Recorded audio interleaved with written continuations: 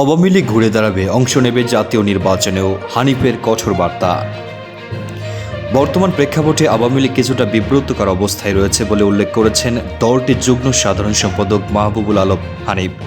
তিনি বলেছেন আওয়ামী লীগ ঘুরে দাঁড়াবে এবং আগামী জাতীয় নির্বাচনেও অংশ নেবে।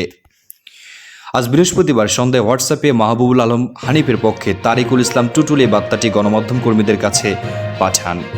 বক্তব্যটি আওয়ামী লীগের যুগ্ম সাধারণ সম্পাদকের বলে আজকের পত্রিকাকে নিশ্চিত করেছেন টুটুল।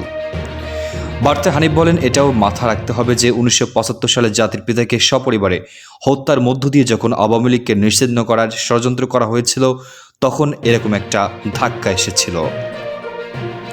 সেই আওয়ামী লীগ ঘুরে দাঁড়িয়েছিল। এবারের ঘটনায় এমন আবার অবকাশের কোনো কারণই নেই। আওয়ামী লীগ আবার ঘুরে দাঁড়াবে। আওয়ামী লীগ আবারও অতীতের মতো ঘুরে দাঁড়াবে এবং আগামী নির্বাচনে অংশ নেবে। আওয়ামী লীগকে বাদ দিয়েই বাংলাদেশে কোনো নির্বাচন অনুষ্ঠিত হয়নি আর হবেও না।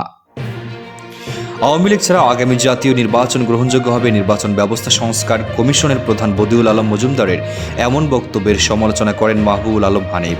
তিনি বলেন, আওয়ামী লীগকে রাজনীতি থেকে 10 বছর দূরে রাখার ষড়যন্ত্র করার যে নীলনকশা করা হচ্ছে তা আমাদের দৃষ্টিগোচর হয়েছে। বাংলাদেশের অন্তর্বর্তীকালীন সরকার আওয়ামী লীগের মতো ঐতিহ্যবাহী প্রাচীন ও বৃহৎ রাজনৈতিক দলকে নির্বাচন রাজনীতি থেকে দূরে রাখার যে হীন প্রচেষ্টা চালাচ্ছে এর তীব্র নিন্দা ও প্রতিবাদ জানাচ্ছি এবং এই ধরনের অতৎপরতার থেকে দূরে থাকার জন্য সংশ্লিষ্ট সকলের প্রতি আহ্বান জানাচ্ছি।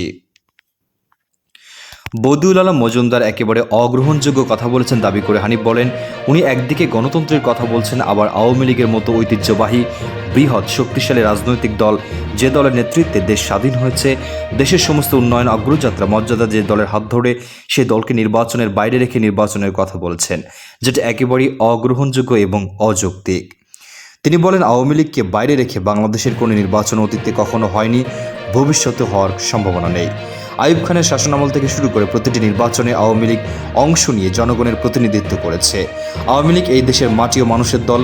আওয়ামী লীগের শেকড় এই বাংলার মাটির অনেক গভীরে গিয়েছে।